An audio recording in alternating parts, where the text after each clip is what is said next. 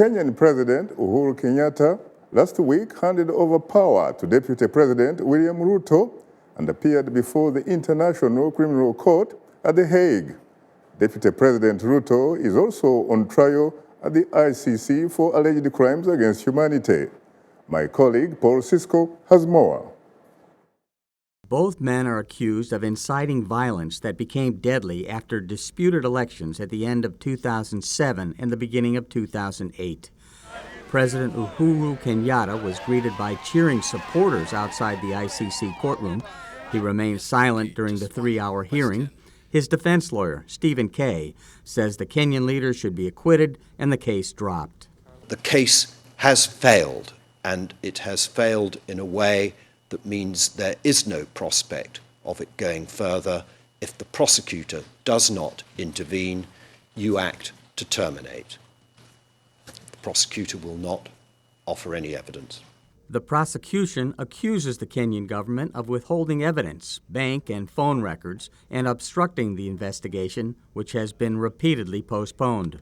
For the court to make a ruling which will effectively be interpreted as the court saying, if a country sticks out for long enough, obstructing proper inquiries being made by the prosecutor, despite the court having made a finding that that obstruction is improper, then the case against the person that country wants to protect will go away, and that would be a disastrous interpretation.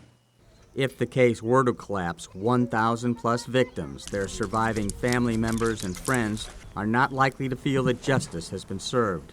The accused controls an entity. That entity is unlawfully withholding evidence which your honours have directed to be provided. If Kenya's obstruction of justice in this case is allowed to stand, that will provide an incentive for other countries, whether they're members of the ICC system or not, to themselves obstruct justice in future cases. The case against President Kenyatta is seen as a major challenge for the Hague Court.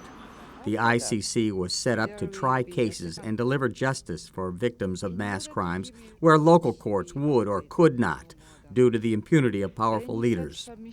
A year ago, the African Union voted that the court should not proceed against the sitting head of state.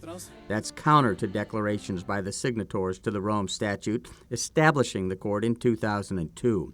34 of the signatories are African, including Kenya.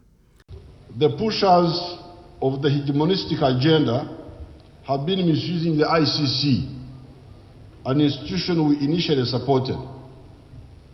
In the matter of President Uhuru Kenyatta, my view is that at the next summit, African countries should review their membership of the ICC treaty. The ICC is turning out not to be the value addition product that we had expected to be. It is instead a biased instrument of post-colonial hegemony. President Kenyatta and Deputy William Ruto say they are not guilty of the crimes against humanity charges for their alleged roles in Kenya's post-election violence. The court is expected to issue a written ruling on the Kenyatta case in the coming weeks. Paul Sisco, VOA News.